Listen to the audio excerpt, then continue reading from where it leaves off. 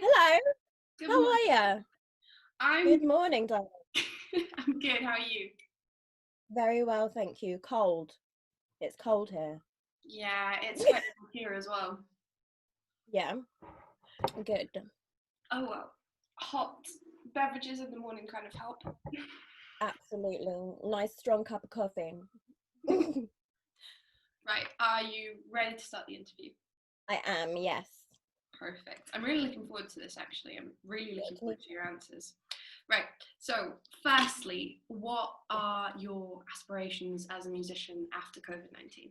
I think that pretty much every live performing musician after COVID-19 just wants to perform live. I think that's probably the number one thing that like most people want to do, most musicians want to do. So that is also my aspiration. I want to set up like a jazz group, and I would like to perform jazz standards. I think that's the next step for me. But yeah, perform live. I mean, I'm not particularly fussed where either. I I'm mean, just so desperate to sing live to an audience that I'll just do it at a bus stop at this point. I, I completely feel that. Like, as you get better as a musician, as you get more contacts and network, you have higher Yeah. standards for venues. I'm just like, no, anywhere Yeah. will be fine. Not now. Now it's like you're gonna see like really good musicians just like busking on corners and stuff. But yeah, Just to get that feeling of playing again. Yeah, exactly. yeah, that's definitely going to happen. Uh, Yeah, I, for sure. I hope once all this is over, it's just music absolutely everywhere. That would be Yeah, great. what I was saying to my mum was like, I really hope there's like this like Renaissance period of just like art and like music and stuff. Like after the plague, Yeah, like in Italy, everyone was just like completely like chilled and stuff. I hope it's kind of like that. yeah, kind of either after the plague or after the wars, like the Yeah, 60s. exactly. Oh, that would be great. Let's have another 60s. I'm so here for it. Oh, yeah, me too. I actually might wear some colour. Sorry, I always wear black. I do try and wear colour, and then it just never works. Uh, But it's colors just not for some people. It's not for everybody. yeah, true. Um, yeah, no, I like that comment of like after the plague. It is going to be pre and post Corona. That's going to be what everyone's saying. Because I was saying to people, I was like, I feel like this has been going on forever. I feel like this has been the longest year of my life. Like, well, it's been the longest year of like many people's lives, but just like, like the toll it's taken on people's mental health must be excruciating. Just literally having to stay inside all day Yeah, is just awful. Yeah. completely. No, I was reading an article ages ago when the first lockdown happened actually, and it was just saying about how people with ongoing mental health issues deal with their mental health in a healthy way. And everything it listed was all stuff that they couldn't do anymore because of Corona, because of lockdown. It was like going to the park, seeing friends, seeing family, going to a concert, going swimming, being active. It was like, yeah, that's all out the window. Any coping mechanism that you had was completely thrown away. Exactly. It's great. Yeah. Yeah. Um, oh well, everyone is very much looking forward to post corona. Right, so second question. This is interesting because we were having this chat the other day as well. Is what do you think is missing from the LGBTQ plus music scene? Well, I believe what's missing is live alternative music for the LGBTQ plus music scene. Mm-hmm. I don't want to go into too much detail about what we've got planned, but live music, sort of a cabaret night with live bands, I think is what's missing from the scene. Yeah, I'm very much looking forward to that. Good, as am I. Stay tuned. Post Rona. Post corona, whatever that might be. Exactly. When do you think it's actually going to end? Like, when do you think people are actually going to start? Well, the thing is that people, like, I know they've already got vaccines because we've seen it on the news, but people don't want to, no one wants to be the first to test the vaccine. Yeah. They're like, how did it, like, people are like, how did it get out so quickly? How did they manage to make a vaccine so quickly? Well, they managed to make a vaccine so quickly because people were dying so fast. So there was pressure on them to make it quickly. And I can understand why people don't want to be the first people to take the vaccination, because the first group of people are the older people. Yeah. And they don't want to put themselves more at risk than they already are from getting the virus. So, I mean, I don't know. And also, just like in America, for instance, a lot of people don't want to take it because of the history America has of injecting testing vaccines on minority groups, basically, which I can understand why they then wouldn't want to take it. So I don't know. Yeah, it's difficult. Yeah, because you obviously need people to volunteer, but you need also a certain demographic of people. So you need people with respiratory issues, asthma, elderly people, and they're the least likely to say yes. Exactly. And also, it seems I know it seems unfair to test things on older people. Like when they are already, like, it seems cruel. But yeah, a little bit. What's most likely going to happen is there's going to be people our age that are unemployed that really need the money, and they're going to be the ones that are going to be the first testees. I mean, I think it does make more sense, because if we're more likely to survive the virus, then perhaps we're more likely to survive any side effects that the vaccine could produce. True. Well, they don't even know the side effects of COVID yet. They're only just starting to find out the long-term issues of getting it, which is terrifying and quite interesting. Yeah. I'm worried because obviously it's coming up soon to a year, and I'm definitely sure it won't be over by the end of the year. And yeah, I am worried how long it's gonna take, because this is people's lives. It's playing with. Exactly. Yeah. I worry it's gonna and be. Also,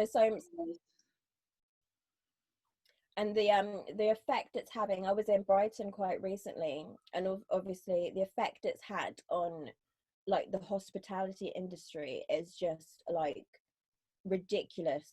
Like, there are so many places that we take for granted that just aren't going to be there anymore. So many live music venues, so many pubs that just aren't going to be there anymore, because there's no money to put back into it. And unfortunately, it's going to be the independent venues and pubs that are going to shut down first, the family-run ones, the community ones. Like Wetherspoons is still going to be there after all this. Of course, yeah. Yeah, I'm not sure. I guess it's just going to have to be picking up the pieces after all this and seeing the long-term effects. Because although we can judge and kind of try and plan, we don't know what's going to happen. Exactly. Cool. Right, moving on to our next question. Right, this is probably the question I'm looking forward to most. How do you think the BLM movement has impacted the music industry? Okay, so I believe my family are American, and my dad actually grew up about 10 minutes away from where George Floyd was murdered in Minnesota. Oh. So yeah, so it has like a big connection and stuff in my family. And basically what I really noticed about the Facebook feeds from my musicians about BLM was the musicians on my Facebook feed was how they were acknowledging that basically all modern music is Black music, and it took back the acknowledgement of that Black artists have had on the modern music scene, basically. So I thought that was a really good thing. Yeah, no, that's incredible. Most people do take the roots of all the music we listen to at the moment for granted. Exactly. like metal originated from rock, which originated from blues, and it is Exactly. It all comes from the blues. Yeah. yeah, definitely, and R&B and hip hop and everything. Yeah, that's really interesting actually. It's good that people are finally acknowledging where the roots of the music genres are coming from, definitely. I hope and wonder if there's going to be like a bigger movement eventually after Corona, because it was the worst time that this Well, can happen, really. do you know me and my parents were talking about this, and we think that it because people were at home when all this was happening, they Mhm. actually had sort of time to become outraged about it and actually do the research, and they had time to sit down, do the research, and have these awkward conversations about like the injustices that are happening within our society. So I Mhm. think maybe if there hadn't been a virus, you may not have seen people, striking and going on protests in London for like something like 4 weeks in a row, Mhm. and really coming out in force to support this movement. So maybe it worked in its favor. That's really interesting because I was thinking of it from a different aspect that although loads and loads of people went on the BLM marches, I went on the BLM marches, um, you couldn't do a certain amount of stuff because everyone was COVID aware, wearing masks, and a lot of people wouldn't have joined because they were worried about relatives or themselves. So I was thinking that actually I thought it would be a bigger movement if it wasn't Corona, but that's a really, really valid point that people had time to research Black history and actually inform themselves. That's, Mhm. no, I think you're completely right with that. And also, kind of like something that really got me is I'm in Guildford in Surrey at the moment, Mm-hmm. which isn't a oh, you've lived in Guildford, isn't known for you know um ethnic minorities or anything like that. And there was actually 3 marches in Guildford, which is very small town, very small suburban town, which like shows a lot of how far this movement has actually reached. Mm. So I think it's a good thing. Yeah. That's, yeah, I didn't expect that from Guildford. I did see that they had BLM marches. How big were they? They were pretty big. The first one, I think it was about 300 people, Hmm. Wow, which that's is a lot.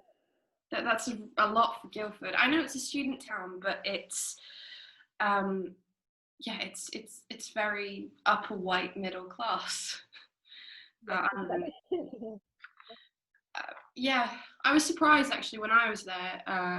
It was there was a couple marches about climate change, like Extinction Rebellion and stuff, and there were quite a lot of people that turned up with their kids and everything. Yeah. Yeah, it was interesting. Um, cool. Yeah, no, that's a really, really interesting point that I think is completely valid. Maybe it did happen at the right time. Yeah, I think, I mean, there are obviously we can never know what like could have happened, but I think there are pros and cons.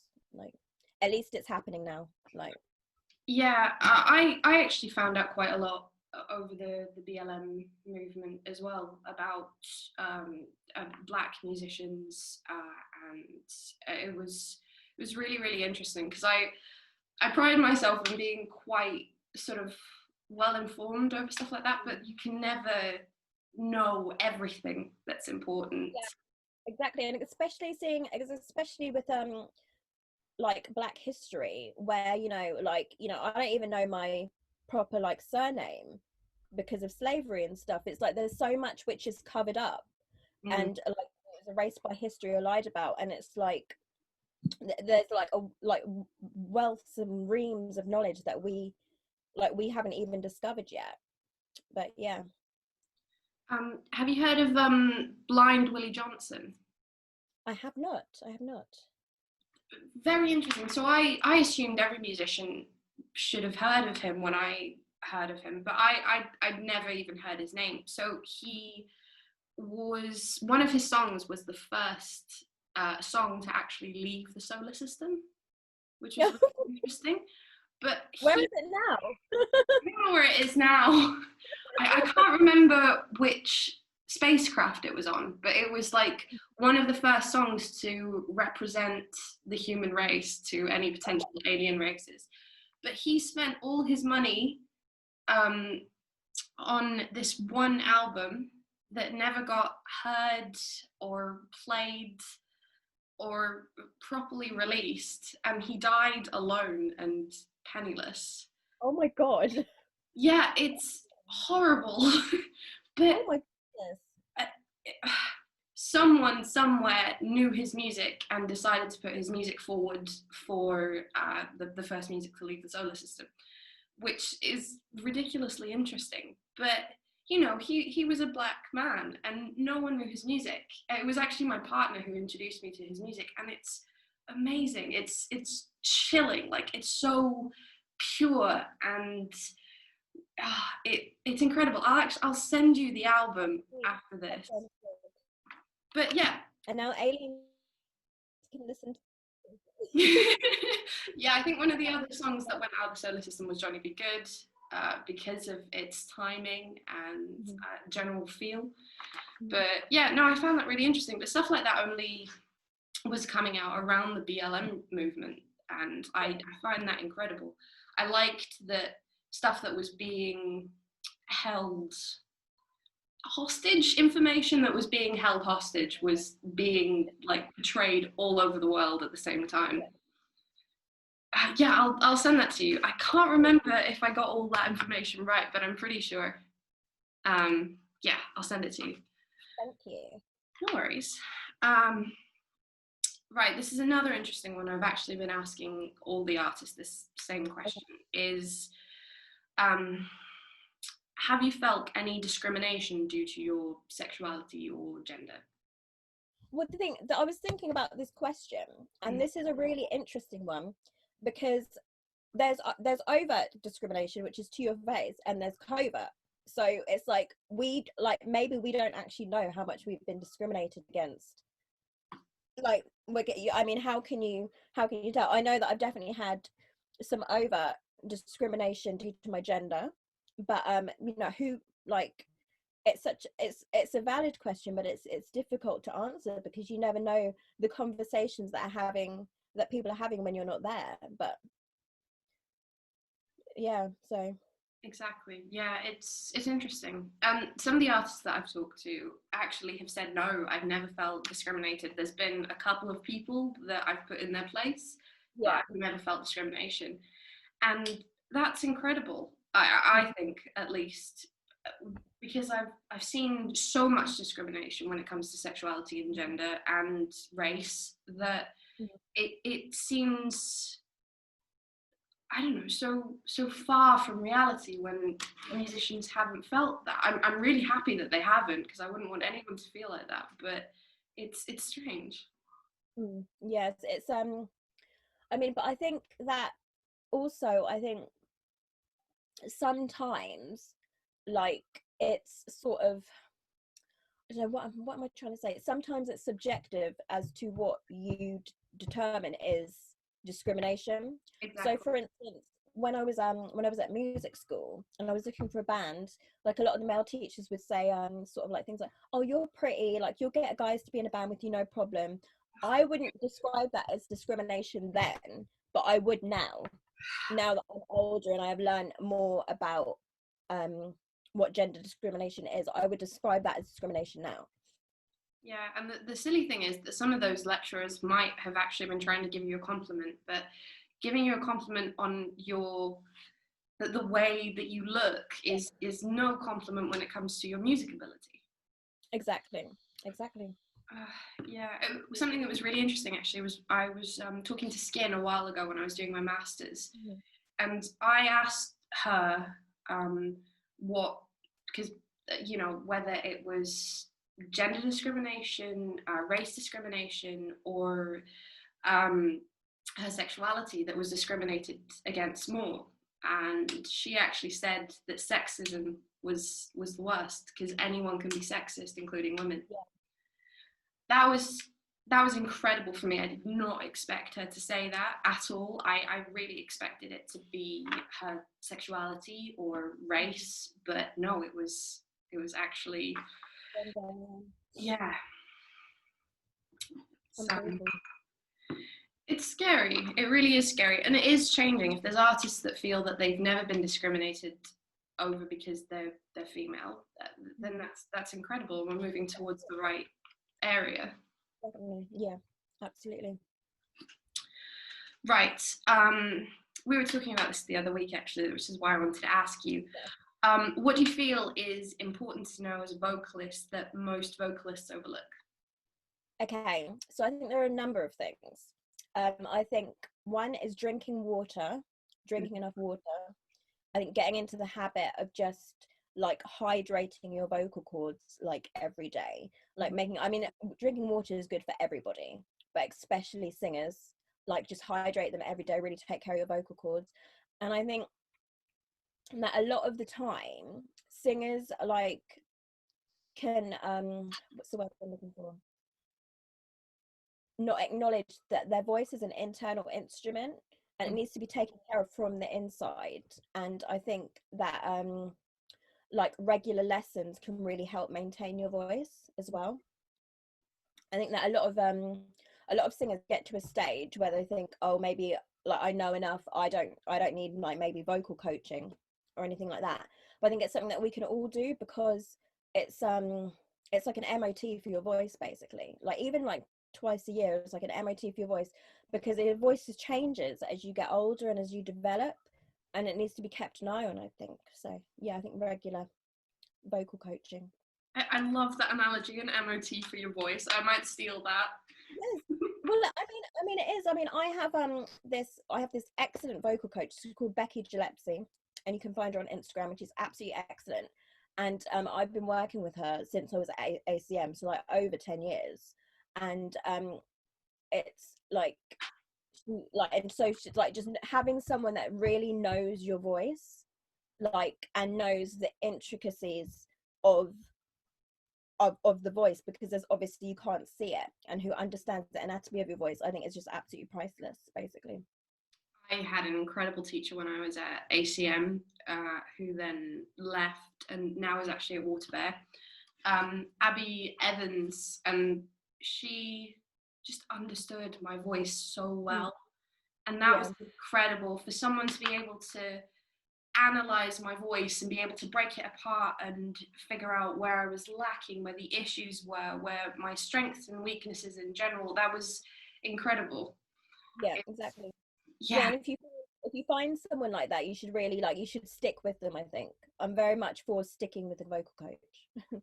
Finding one that understands your voice and suits you, and you get on with, and sticking with it, I think. Yeah, definitely. No, that's a really, really good tip for all the vocalists out there. And you're right, vocalists get to a certain level and think that they don't need to continue working on their voice or expanding it in any way. Exactly. And it's such a shame, because I feel like the voice can do so much more sometimes than what we're giving it. Mm-hmm. And I think also just for safety as well, because like you may not realize, like when you're singing, that you're putting your voice under strain, but a vocal coach might be able to pick it up right away, and if you continue singing with strain, then you'll just wreck your voice, like, and sometimes that damage is irreparable. So I think it's really important to have someone else who understands the voice, like, in your team. Yeah, definitely. And even if you do think that you've reached that level of understanding of your own voice, as though you know you're not straining, you like your range, your bridge is perfect, you're always on key, then there are other aspects that you can look at, like whistle tone. If you want to go heavier, you can go for growls and stuff. And I can't remember what the technique is called, but hitting two notes at the same time. Oh my goodness. Yeah, learn to do that. I can't remember the name of this vocalist, but she leaves me with chills every single time I listen to her. She's incredible, and the only ones I listen to are live, because it's incredible just listening to the other musicians go crazy over their vocalist. She works with a lot of session musicians all the time. I can't remember her name. I will find it and I will also send that to you. I'll also make sure to add it at the bottom of the link. Okay. Yeah.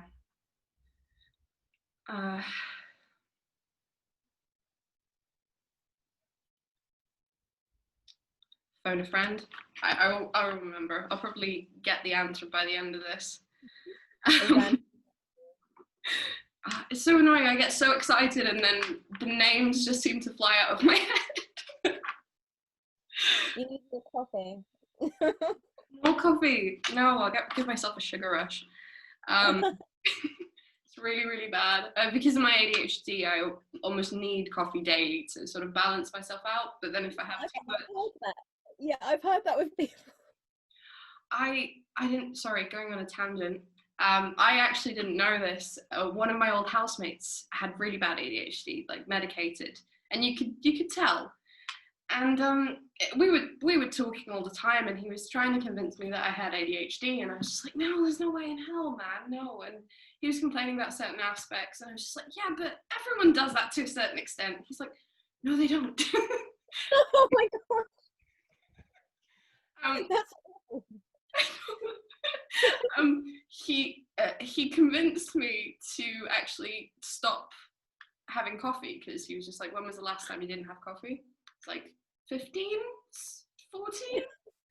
And he was like, yeah, coffee balances you out, so try and go a week without coffee. Like, okay, easy. Like a week without caffeine, so no tea either. I was like, yeah, it's fine. I got 3 days into it. I didn't recognize myself. I honestly felt like a kid again. I could not keep my mind doing one thing. On the third day, which is when I decided that, yes, okay, I had ADHD, I made coffee. I started doing jobs in every single part of the house. Bearing in mind it's a shared house, there's 3 of us. I started doing stuff in the kitchen, in the living room, in my own room, in the bathroom, in the hallway, and then realized that I had to go to work and left everything a complete mess. Oh my goodness. I felt so bad. And then, like, after I came back from work, I sat down and I couldn't stop fidgeting and I kept interrupting people. And they're just like, this is really funny, we're not even mad at you. Yeah. It was incredible, the difference between coffee and no coffee. It genuinely works. Well, do you keep drinking coffee? I know we just had a discussion about hydrating vocalists, but I really think you should keep drinking coffee. I know, caffeine is so bad for your vocal cords, but I genuinely can't function without it. Yeah, yeah. Yeah. Anyway, after that ADHD tangent, let's go back to the questions. That tangent was very ADHD. Oh, I love talking to you so much. Right. What is your vocal health routine? Okay, vocal health. So as I said before, drinking lots of water. Mm-hmm. Right, I practice at the moment because Britain is in lockdown and we can't do anything. Mm-hmm. I'm practicing like scales for like 45 minutes to an hour, like every day. Like, and I hate, you know what? I really do not like practicing scales. I think it's really like, I think it's like the most dullest thing like ever. I think it's so boring, but like, you know, it does make such a difference for your voice. It's just like taking care of it and stuff. So it's like I make myself do it because it does have so many benefits. What else? Vocal hair. Usually when gyms are open, I like going to the gym because it just I feel the more I go in the gym, the more stamina I have on stage.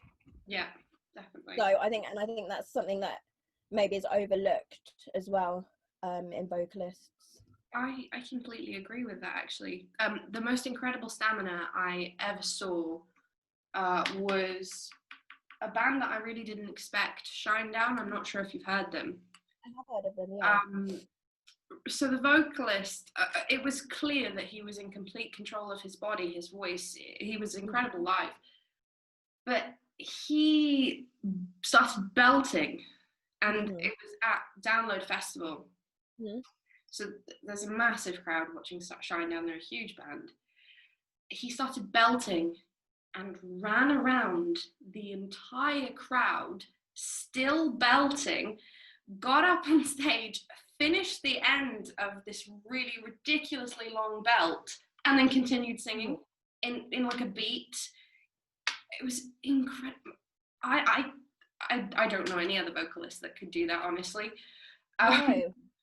Literally run. He wasn't even at a slow jog because of how big the crowd was. He was properly running. It's incredible. Yeah, it does. Like, stamina makes such a difference. Like, definitely. Yeah, completely. And it makes your performance so much more impressive as well. Yeah, definitely. Right. The vocalist name who can hit 2 notes at once is Lalah Hathaway. I have never heard of her. Lalah Hathaway. Lalah, yeah. I will send you. I wonder how that works, like within her vocal cords. It's really interesting. So it was originally a farming technique for calling herds, if I'm not mistaken, but I can't remember where. I don't think it was Mongolian. Okay. Yes, self-harmonizing it's called. So she basically manages to do a vocal split with one note. Okay. It's incredible. So it's the same note but duplicated? No, or is it two different? It's two different notes. I think she manages to do thirds and fifths. Oh my god. Yeah, it's incredible. She is incredible. I will send you the You just wouldn't need a backing singer, would you? It was like I'd do it myself. Like yeah, it's so rare that a vocalist can do that. It's really, really rare. Overtone singing, also known as overtone chanting, harmonic singing with the throat. Oh, it was Mongolian. I was right. Cool. Yeah, it originated in southwest Mongolia. Cool. Yeah, I will send you all that information because you'll fall in love. Good. Yeah, Mongolian throat singing. Yeah, I know a couple of bands that can do it, but they're all male and they're all Mongolian. So that's probably why. yeah, but to actually get a female modern vocalist that can do that is, yeah, she's amazing. I wonder where she learned. Do you think she went to Mongolia and learned to do it, like specifically? I actually do not know. I never looked into it. I will look quickly. I wonder if she learned it herself. That would be even more incredible.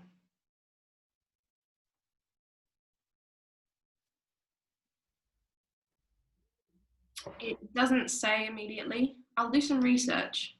Okay. Yeah, I'll do some research. I'm sure someone has asked her that in an interview, so. Perfect. Right, this is a bit more of a personal one. Okay, oh yeah. If you could write a letter and give it to your younger self, what would the letter say? I think probably just that everything will be fine, and to not divert off, like just stay true to myself and not divert my path because of what anyone else thinks or what I feel like I ought to be doing. I think usually once people become honest with themselves, like the path usually unfolds in front of them because they've made a connection with themselves, and I think the key is to be comfortable within yourself and everything else will follow.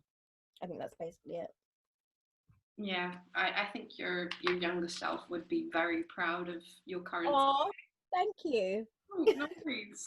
It's true. I honestly believe that. Thank you. Right. Which genres do you think have the most skilled musicians? Okay, so I've had a really hard think about this, Hmm. right? And I think that most genres have like a standout musician that like rep- represents their genre really well. But if we were to talk about as an entire genre, I think probably jazz musicians. Yeah, I will completely agree with you I with that. I've been singing like a lot of jazz standards recently, like Gershwin and everything like that. And the thing that like strikes me about the way those songs are written is that like everyone can sing that song differently because it is just so well written. I was singing Summertime, and the Billie Holiday version sounds completely different to the Ella Fitzgerald version, which sounds completely different to the version, but the I think it was the original version, which was in the musical Porgy and Bess, because you can sing it so many different ways because it's such a well written song. True. And if you have a skilled musician, they can change that song any way Exactly. they want. But Ella Exactly. Fitzgerald. Yeah, absolutely. No, I completely agree with you. And your comment of how every genre has like a specific skilled musician is also quite interesting. I think that's really, really valid. If you split the genres completely and split the band members, Yeah. you can find like an overall average of the most skilled musician in that Of course. Yeah. genre and their placement. Hmm. Yeah, that's quite interesting. I find prog quite technical as well. Obviously, I don't What find it as technical? technical as jazz. Very technical. Yeah. Yeah, obviously it depends on the type of prog, but yeah. Cool. Right, this is very specific to you because you love performing outside um, Mhm. in very, very random places, in fields and all sorts. So why do you love performing outside so much? Well, the reason it started was just because obviously I started really focusing on my Instagram Hmm. um during lockdown, Hmm. right? And I was going out for like a lot of walks and stuff like that, just like for your mental health and stuff. I'm in Surrey at the moment, which is surrounded by really nice countryside and stuff like that. And I've started trying to do a lot of a cappella singing. And it was something that I was like scared of at the beginning because it really highlights like the weaknesses in your voice. But I've started to see that as a good thing because now I know exactly where I can work on and what parts of my voice need work, and really focusing on my technique. And I wouldn't have got that if I just kept singing with an accompaniment, because accompaniment can like hide a lot in the voice, basically, I feel. And so I was just walking all these beautiful areas and just, just in a way to like calm my anxiety, which was going on about, like the state of the world and the pandemic and everything. Just having some singing outside was really like relaxing for me, basically.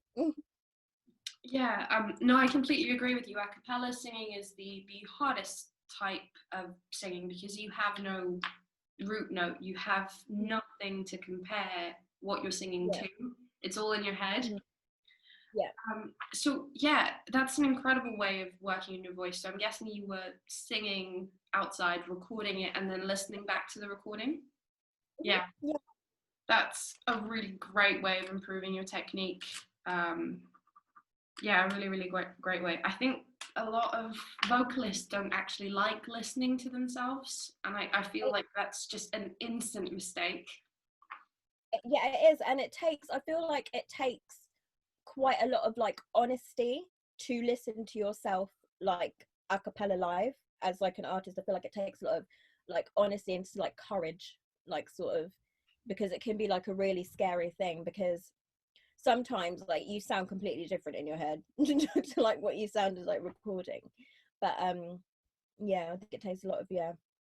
So Yeah. once you get to that that place of like being honest with yourself and wanting to like wanting to be honest about what you want to improve on in your voice, then I think that's when you can start like working on it and stuff. But yeah, no, that's really great. It's really interesting because you do sound different in your head to how everyone else hears you.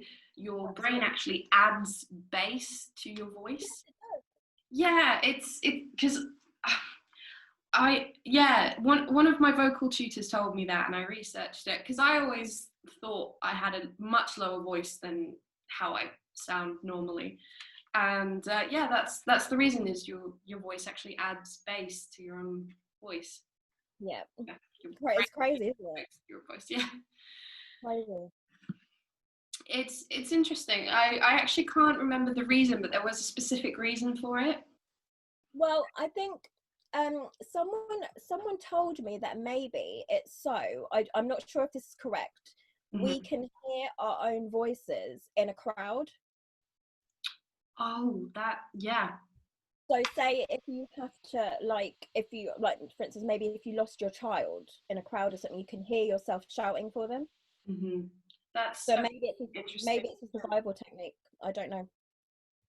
That's quite interesting, because obviously, like, voices in general usually hit the mid-range, so if you naturally add bass to your own voice, it will separate from crowds. Yeah.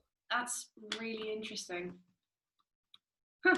I will actually go away. I love talking. Huh? Yeah, we'll give it a Google. Yeah.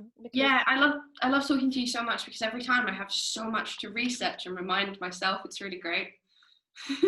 Yeah, it's like I think the voice is such an interesting, like an interesting mechanism. It's crazy. Yeah. You can't see it. You can't see it.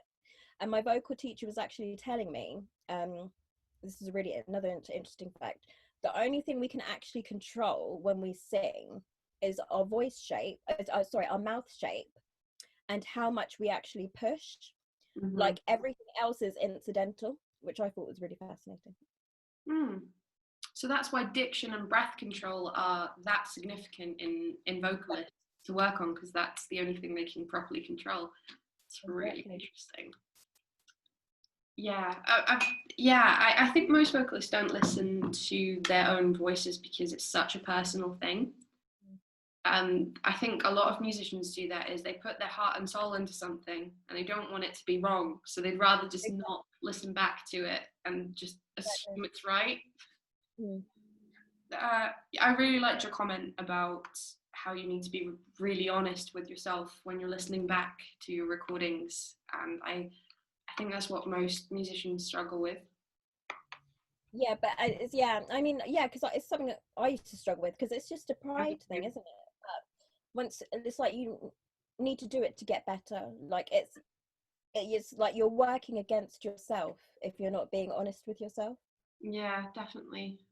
I used to do it. I used to hate listening back to recordings, like album recordings that I really should be listening back to. It would be horrible. I'd give myself a headache listening to myself.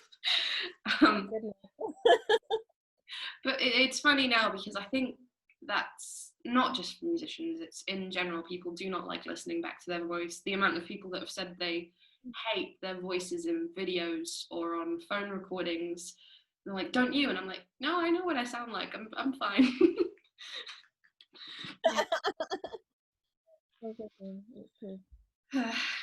Right, lastly, do you know any up and coming artists that people should look out for? Yes, I do. I'm going to get them up on my Instagram. They're called Command Control, right? So, and they are a band from Brighton. So it's, the Insta is, this is Command Control. So it's CMDCTRL. And I think they've got a new EP coming out soon, and everybody should check it out. Awesome. I will definitely go check them out. Yeah, I love that question so much, because I've only done 3 interviews, or the 3rd one, but every single artist has had someone else for me to look up and stalk online, and it's great. So building a network, isn't it? Yeah, and also getting to listen to new up and coming artists is great. I feel like I don't get the time anymore. Exactly, that's good. Cool. Is there anything else you'd like to talk about? No, I don't think we've covered everything. It's a very, very good interview, EJ. Thank you very much. Thank you. Good questions. Oh, I'm glad you enjoyed it. I really am. Cool. Right. Well, if there's nothing else, I will say goodbye. Bye. Bye. I'll talk to you soon, okay? See you later. See ya. Bye.